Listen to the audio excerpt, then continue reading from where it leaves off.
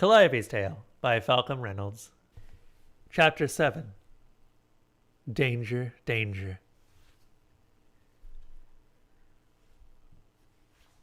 "Where is it?" Mikula whispered, next to Ianthe.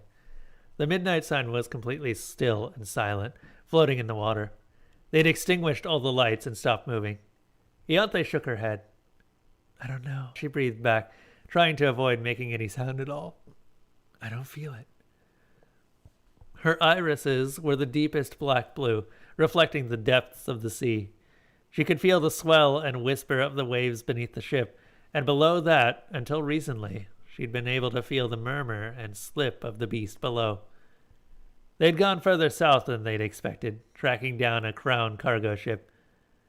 They weren't sure what was on board, but it was deviating from the normal courses the Crown ship tended to run, so it was curious. This had been a terrible mistake. They'd strayed too far, slipping sideways on a crosswind into the area above the series of underwater mountains and crags, which the crew could see from the surface as luminescent algae coating the crevices and cracks in the stone. The area, unfortunately, was home to a serpent. While it wasn't large for a serpent, Ianthe had spotted it almost instantly when it had rushed them and desperately began to channel Othu.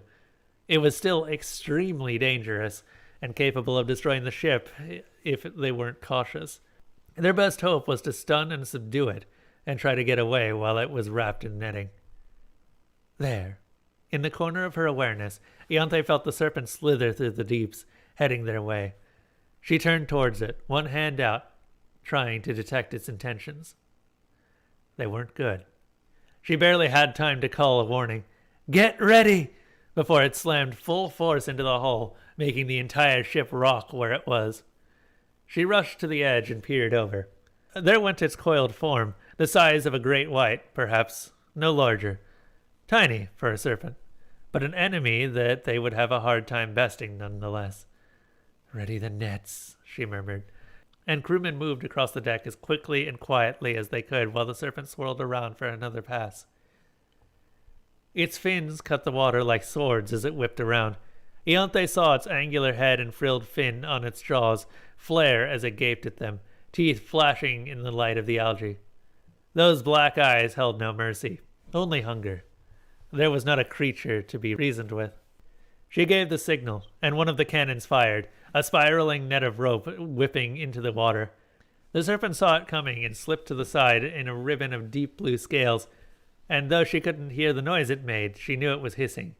It bashed itself on the hull again. She flinched, gripping the railing as hard as she could. Mikula pursed his lips.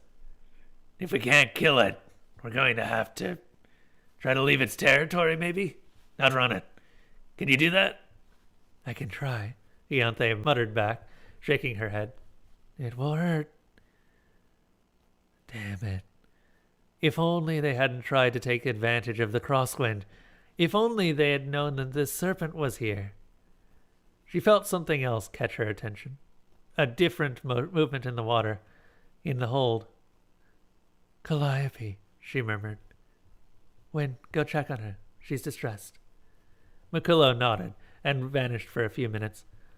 The serpent made several more passes, hitting the same part of the ship's hull every time.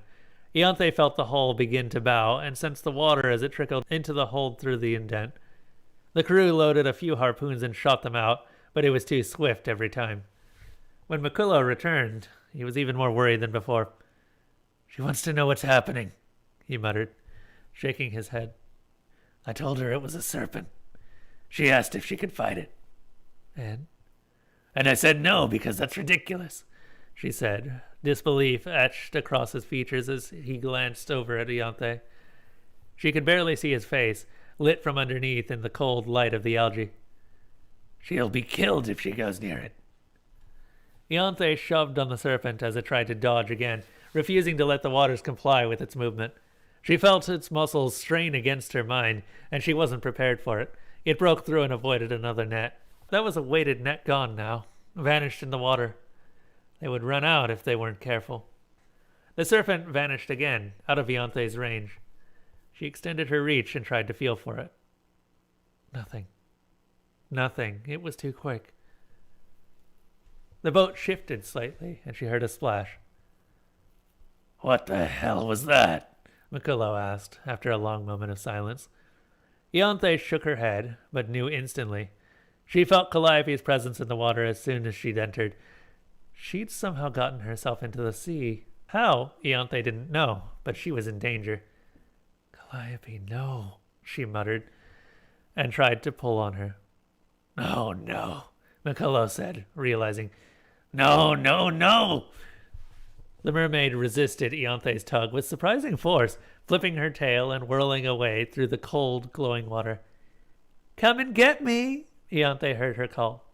Her voice warped as it came through the shifting swell. "I'm not afraid, especially not of you." It was too late to get her now. The best way to ensure her survival would be to help her, and if she thought she could take on a serpent. "Damn it!" Mikolo hissed, leaning far enough over the rail that Ianthe feared for a moment he might fall. "No, Calliope, no!" "It's too late," Ianthe murmured, pulling him back. "We can only help her now." "She'll be killed!" "Not if we can help it." "Come and get me!" Calliope shouted again through the water. The serpent took the challenge. Ianthe felt it as it entered her range. "Port!" she called, and Calliope turned in time to face it head-on. It slammed into her torso. She immediately wrapped her sinuous tail around its upper body, pinning its front legs down and starting to squeeze its neck. It wasn't expecting this. Ianthe held her breath as she saw it begin to thrash, trying to throw Calliope off. Its powerful tail tossed spray up from the surface of the water and even thwacked into the hull again, but Calliope was holding it. For a moment, anyway. It shook her off after a few seconds and whirled away, and Calliope righted herself and tried to see around. "It's going to kill her," Mikolo whispered, eyes wide. "Ianthe, do something." There wasn't anything she could do. Ianthe glanced around, searching the deck. Was there some kind of tool she could throw down to the mermaid? The serpent came back around again, and this time Ianthe was too distracted to sense its direction before it impacted Calliope, claws raking across her shoulders. It swept past her and she spun, but was too slow to catch and hold it. Black blood curled through the water. Ianthe bit her lip hard. Damn. She needed to keep her attention on the water. It was too dangerous to shoot harpoons down while Calliope was there, and while she could try to manipulate the water to hold the serpent relatively still, Ianthe wouldn't even trust herself to harpoon it without hurting Calliope. She glanced back to the deck. Quickly only. Keep watch for her. If only Calliope had some kind of weapon. A sword would be useless against a creature born of the sea, and guns wouldn't work underwater. Nothing would. Wait, unless... Win, she said to Mikolo, turning her gaze back to the sea. Your gun. He glanced down to his side, where a revolver hung holstered. What? This isn't the time. No, the other one. Mikolo blinked, then realized what she meant. Oh, he said, glancing across the ship's deck. Get it. Give it to her now. Will it work underwater? It's better than nothing. Mikolo turned and sprinted across the deck. There was no point in trying to be quiet, not while the serpent was actively distracted by Calliope. He scooped up what appeared to be an oversized crossbow from the boards and spun back to the railing, hefting it in one hand. Calliope, he shouted. Ianthe saw her look up as Mikolo heaved the gun over the side of the boat. Catch, he called. It splashed down, and she reached out and took it as it floated. For a moment she looked over it, then nodded, cocking it back. She had one shot. This gun wasn't perfect, but it was enough to launch one small harpoon at something with a great deal of force. Not a moment too soon. Directly beneath the ship, she could feel the serpent's smooth, ribbon-like presence swirling upwards. Ianthe reached out, trying to slow its movement, impede it somehow, but it was impossible to hold it while allowing Calliope to move. Underneath, she called out, hoping the mermaid could hear her. Calliope, watch out! Calliope darted to the side as the serpent came swirling up from the light-streaked mountains below, gaping mouth wide. She wrapped herself around it again, trying to keep her arms near its face. And this time, it was unable to shake her free. She pinned its legs again, clamping one arm around its jaw, Ianthe saw the two of them spiral out from beneath the boat in a roiling mass of dark skin and glittering scales, and barely managed to see through the chaos as Calliope pulled the gun up, pressed the harpoon tip against the serpent's skull, and pulled back on the trigger mechanism. There was a muffled click and a heavy thudding sound, and the serpent's entire body jumped. Its jaws opened and shut, gulping for water. Its gills flared, but Ianthe could see the tip of the harpoon poking out from its throat. It had gone almost all the way through its skull. For a moment, Ianthe thought it would live through the blow. But slowly, the body began to slacken until Calliope unwrapped her tail from it, floating in the water. She turned towards the boat and grinned, grabbing its lower jaw with one hand and lifting it out of the water, a limp string of shimmering blue. "It's dead!" she called. Mikullo stared at her aghast. "I didn't think she could do that," he muttered. Ianthe let her connection to Athu go, thanking the goddess for guiding her and helping them survive. "She's stronger than we thought," she said, shaking her head and gripping the railing as Athu's strength seeped out of her bones. "Stronger than we knew." Mikullo opened his mouth to agree, but both of them saw at the same time as Calliope's smile faltered, a flash of pain sparking in her eyes, blood still drifting from her shoulder. "Lower a lifeboat," Mikullo ordered. "Bring her up." The serpent had caught her across the back, 4 long, ragged slashes in her dark skin and the darker flesh beneath. She winced when Shafira, the sharp-eyed ship's medic, ran her fingers along the skin between and whistled through her teeth, thinking. "This won't heal without a scar," she said, and opened the silver-clasped box that held her most useful tools. "But it will heal." She sewed the wound shut with careful, precise stitches, a feat Ianthe admired all the more for its perfection, despite the pitching and movement of the boat.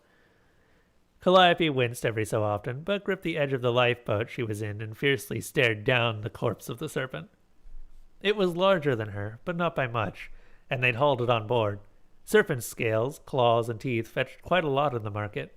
They were rare, and no one usually dared attack even the smallest ones. They were simply too strong. But here they had a dead one. How could they explain it without mentioning Calliope? She flinched again as Shafira carefully poked the needle through her skin. "Don't move," the healer ordered. Calliope didn't respond, other than holding still. Shafira nodded to herself. Mikullo was crouched next to the corpse, staring at the harpoon through its brain and the empty gun. He hefted it in his hands and examined it, then set it down and stepped over to Calliope. "I want to apologize," he said after a moment. I should not have doubted you." "It's okay," Calliope said, grinning with all those incredibly sharp teeth. "It was fun." Mikullo almost choked on his words. Ianthe had to stifle a laugh, seeing the momentary panic in his eyes. "Fun?" he finally said. Calliope laughed, loud enough to be genuine, soft enough that she couldn't disturb Shafira's work. "I'd do it again. It was fun. Exciting." "That's dangerous," Mikullo protested. "Well, so am I," Calliope answered simply. There was a moment of silence. Mikullo glanced over in Ianthe's direction, eyes wide. She shrugged and smiled back at him. "I can do a lot more than you give me credit for," Calliope said. Mikullo opened his mouth to argue, but stopped and paused. "You're probably right," he said after a long moment. "I suppose we'll just have to see." "I'll prove it," Calliope said eagerly, shifting where she was. "I can fight monsters." "Don't move," Shafira scolded, glaring at her patient. Calliope sank down again, holding still. "I can fight," she said again. "But can I have that?" Mikullo followed her gaze to the empty harpoon gun. "That?" he asked, staring at it. "Yes." "I haven't been able to make it work for me, but you've already proven you can use it. It's yours." Ianthe smiled as Calliope's face lit up. "Yes!" the mermaid crowed, beaming again as she wriggled in place. "Can I stay in the sea longer?" "Calliope," Shafira warned through gritted teeth. We'll discuss it later, Mikulo said, raising one eyebrow. For now, try not to annoy your surgeon.